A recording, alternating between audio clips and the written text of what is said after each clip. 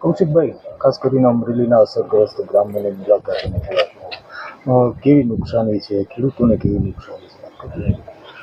જે રીતે 2 દિવસ પહેલા અમરેલી જિલ્લા સૌરાષ્ટ્ર અને ગુજરાતની અંદર જે રીતે વરસાદ થયો, ખૂબ વરસાદના કારણે અમરેલી જિલ્લાના ઘણા ગામડાઓમાં ખૂબ મોટું ખેતીમાં અને રસ્તાઓ ઉપર ખૂબ મોટી નુકસાની પણ થઈ છે.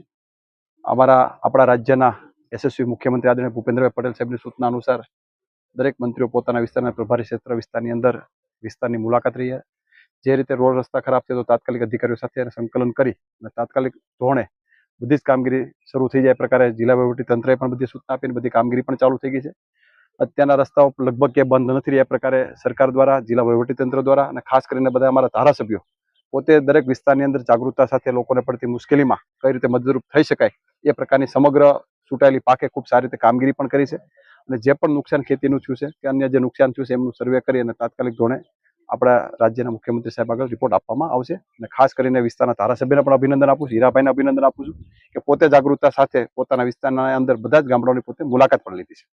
કૌશિકભાઈ, ખેતીમાં ક્યારે સર્વે થશે? અત્યારે રિપોર્ટ ખેતીવાડી અધિકારીને અહેવાલ આપવા માટેની સૂચના આપવામાં આવી છે.